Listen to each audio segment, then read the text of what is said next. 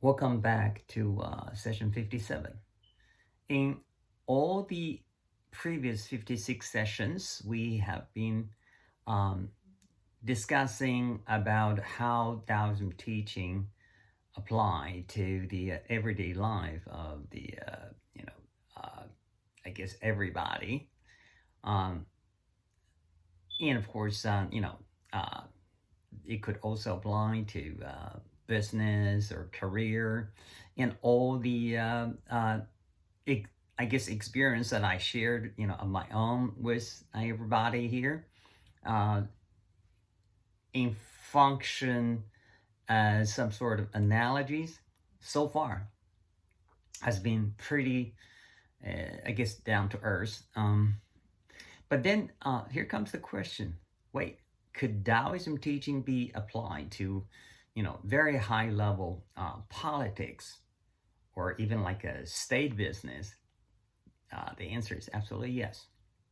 In ancient Chinese history, typically after decades of wars, between all the different parties, the commoners actually suffered so much they could barely survive. So when a nation becomes unified or became a nation again. After all these different war parties, war sections, eventually eliminated their occupying territories, clear up all the, potholes. Eventually, became a nation, a unified nation again. At that time, typically, at least throughout the Chinese ancient political history, it was always the Taoism teaching actually was dominating the royal court politics, and nevertheless, the royal court policies. So, what would be the difference? Because otherwise, in the a better, I guess, state economies in more harmonious societies, um, it would have been, in most cases, the Confucianism that apply to, for the state business to rule a nation or empire. But so why Taoism for the specific, condition that I just described would be a better, I guess, guiding philosophy to rule a state or a nation or empire of that particular condition, because the Taoism teaching talks about not to force anything, but to basically to truly remain adaptive. In other words, identify the trends where it is going to in the evolution and the pace it is going. Do not try to force that matter. Just go with the flow, follow the trend, and totally relax. So that basically, a lot of Chinese have heard of the word wu wei, or even further going wu wei er zhi. What does that mean? Well, the direct translation would be like inaction and inaction to expect the ultimate result. So it could be a little confusing, like, what? Just sit on my ass, don't do nothing, and things will just basically take care of itself? It sounded pretty much like that, but no, that's not exactly what it means. Wu wei, okay. Wu wei means no forcing action. At least that's my understanding, my personal take, right? It does not mean, oh, just forget it. I don't do nothing. I totally ignore the situation. Whatever happens, just, let it go. No, it's not that. It's Taoism is all about adaptive, just about everything and anything adaptive. Um, Let me give you a little analogy here. We all heard about the Don Quixote, right? Picture yourself first in a corporate environment. Okay, so you see a lot of things that are not the, I guess, best practice, and the SOP basically is really in a lot of question or questionable, place. And you can personally see a lot of places for, I guess, the improvement. Lots of room for that, right? And you're right, and you do want to, do something good for this company, and you are determined to do so. And then you find yourself fighting, not just the guys on the floor, okay, but also the line management, the meat management, even probably senior management. You find yourself pretty much alone, right? And you're like, no, I don't believe this. I will do my part. I will make a change. I actually did a lot of that. That it was before I studied Taoism, and benefited from it long before that. So all along, I played Don Quixote that I never even, was aware of that. So what does that mean? Don Quixote, out of all the good intentions, all the good wills, a man of, principle. Of course, this is, just a character, but we find the kind of character in our life a lot. And I was, pretty much frequently playing that role without even knowing that. So anyway, back to the point. Don Quixote, just basically being a man of principle, but pretty much naive, or let's say innocent, had no idea how to, take on the whole world. But hey, very, at least the courage there. So that's what it is. If you try to change the world all by yourself, all on your own, you can always try. I know personally, I failed miserably a lot because I thought I had some elements that I can work with, but we were not, forming up a general trend for such change. So nevertheless, this whole corporate environment was not ready. So it doesn't matter how right we were or how wrong they were. It didn't matter, okay? When people didn't want to change, they didn't want to change.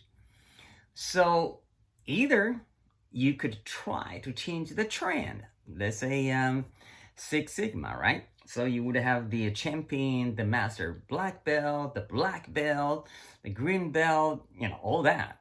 What that is, for me, that's just basically starting a trend to change.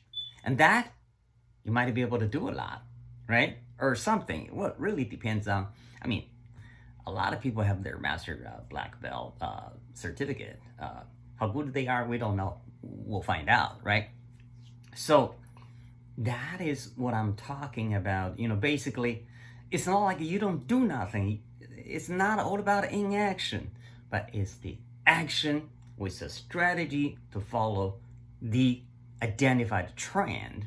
Now, that kind of action is what we call action. If you don't have that kind of a trend of change identified, then your actions could be, yeah, you can always try, but, means, justify ends, right? Or means be justified by ends, right? And you don't see that ends, so all that means, what does that mean, right? So that's what I mean. So 无为而治 does not mean you just sit there and don't do nothing. It's like, what do you think you can do with the right strategy? Do you identify the trend to change and then follow that trend and have the right strategy and go along, with the proper, adequate action? So what is proper and adequate? Where, how, working with whom, exactly on what. That is all the strategic part. That's the action. As a Taoist, you would be really thinking of doing if you don't see the trend. Maybe the best thing you can do is wait for the timing. And you're like, oh, so I wait for a decade or even a century for the trend? Not really. Let give you another example, right? The United States of America, right? The politics. So many years, so the voters are, really frustrated with all these political games, all the politicians do their, lip services, and people wanted to change. So was there trend identified to change? Yes. People are fed up with the politicians. And then we have someone who is, rightfully claimed not a politician and who came along, changed all the political games, introduced all the rules, a new political game. And then we see, right, with our own eyes, oh, okay, so that's the change introduced. Do we like the changes? Some do, some don't. And if this is the true democracy and supposedly majority rules, and we'll see in the coming up election, what's going to happen. But hey, 2016, there was a trend of change, right? And then now, as far as I can tell, there's another trend of change. So this is the time to work on, right? By the voters, basically you want to, have your own, voice heard, and collectively, hopefully, we see the real majority working. And what do we have now? The media is pretty much, biased on the liberal side, right? And then we have social media, both on the left, on the right, and the right in the middle, and in between all that. Pretty confusing. So what is the majority American mainstream? I don't know. Maybe you do.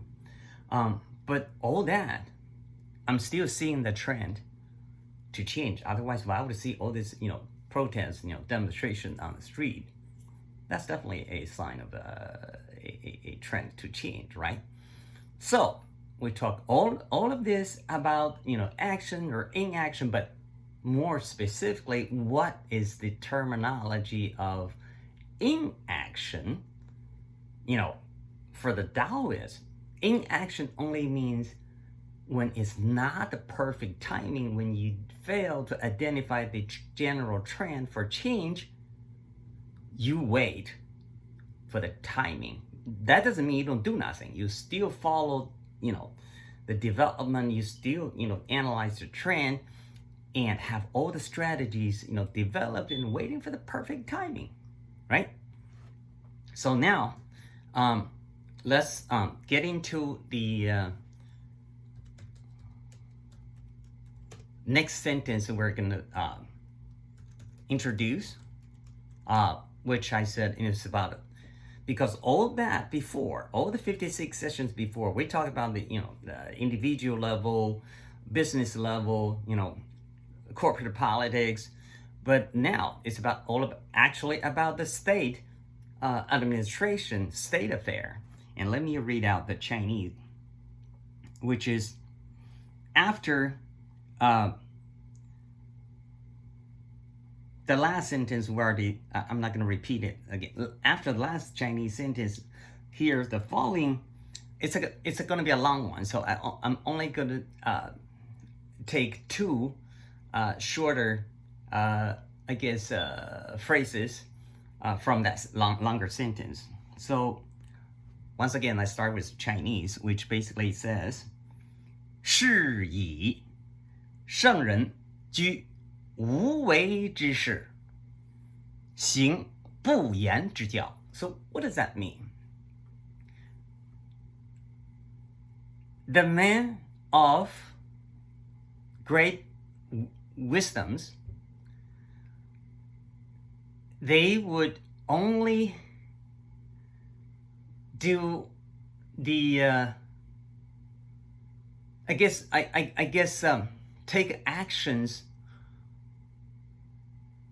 at the perfect timing when and where they identify the general trend for change.